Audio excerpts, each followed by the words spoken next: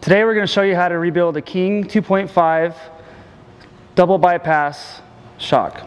The stuff I'm going to show you today is going to be, you could use on a 2.0, a 3.0, a non-bypass, bypass, smooth body. It's all the same equipment, the same way to do it. So first thing you do is you start by letting the nitrogen out of the shock.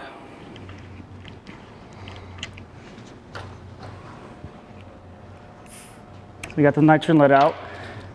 All right, now once you get this Allen head screw loose, you can go ahead and loosen your dust cap.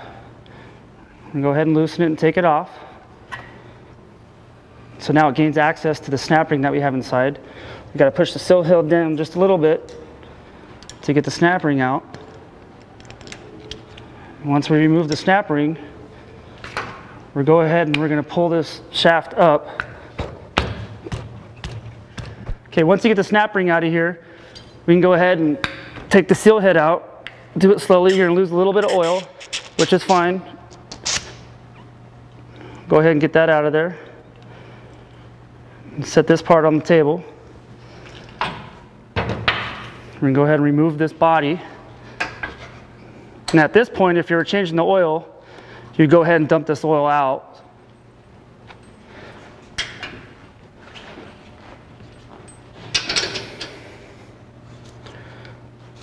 The next thing we're going to do is go ahead and loosen the nut on the end of the shaft. And we're going to take the actual compression and rebound shims off the piston. Just remember how you take these off, you put them right back on the same way. This is the seal head. This is what we're going to be rebuilding today. We're going to change all the O-rings out and all the plastic pieces inside. We're going to go ahead and lay our shims out.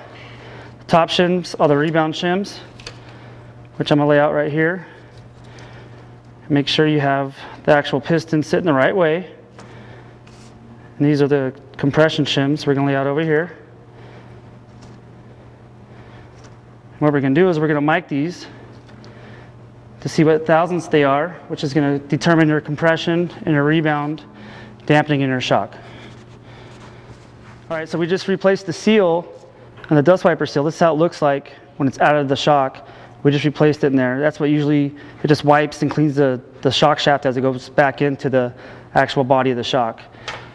So now we're going to check the shims. These were the rebound shims. We're going to check on these ones. These are saying they're 12 thousandths. 12 thousandths. So I'm going to say all these are 12 thousandths right now on the rebound shims. Here's the compression shims. And these ones are 15 thousandths. So if you, at this point, if you're going to change the actual valving in your shock, you would you'd buy the shims. They have the different thicknesses, the different widths, and you just stack them to change your valving. All right, what we're going to do is start putting the shock shaft back together. We're going to go ahead and put our dust cap on first. Slide that down. We're going to go ahead and put our actual seal head on there.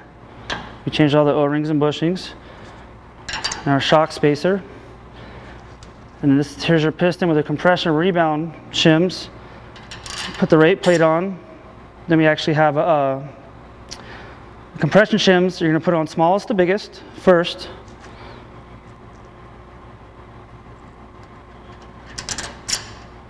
Then your piston. And then the rebound shims from biggest to smallest on top with the washer. Go ahead and put your spacer on. And then your nut. So go ahead and we're going to tighten this nut down just snug.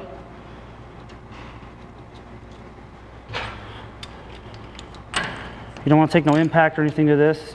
Just a snug fit's fine. And we're going to go ahead and the next step is we're going to put the body back into the vise, fill it with oil, and then put the shock back together. What we're going to do now is fill the shock body up with shock oil. And you want to fill it up about 1 inch from the top. It's about 1 inch from the top. And since this is the only extra step that we have to do since it's a bypass shock, is we have to take it back out of the vise and put my hand over it and flip it upside down to get all the air bubbles out of the shock. So what I do is I just put my hand over it. If you tap it upside down, so the oil doesn't come out, you could actually feel the air bubbles coming out of the bypass tubes. And once it stops, then you know you got all the air out. So I'm going to go ahead and put it back in the vise.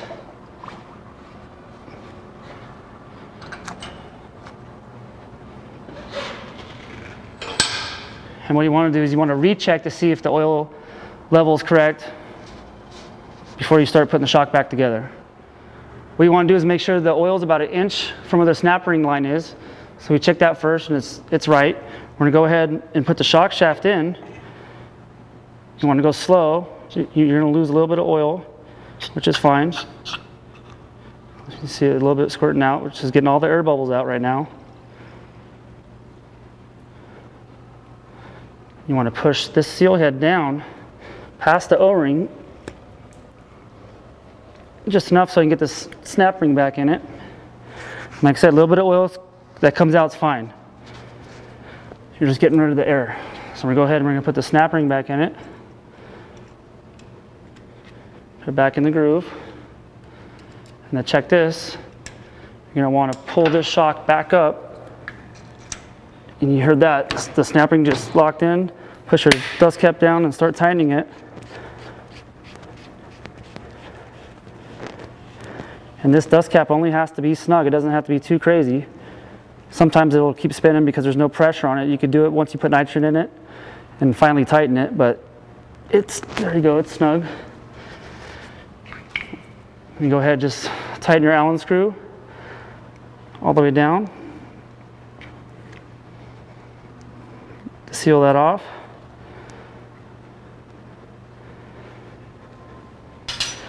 And to make sure that this shock is working properly, we're going to go ahead and we're going to push this shock shaft down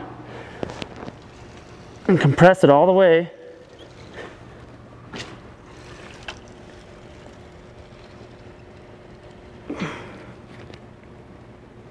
All right, what I'm going to do now is go ahead and hit this with a little bit of nitrogen. And this is going to show you if the shock's working correctly or not. The piston's going to come all the way out. Now that the shock shaft came all the way out, since we just put nitrogen to it, we know everything inside is correct and everything's working properly. And this pretty much concludes the how-to video on how to rebuild a 2.5 King double bypass shock.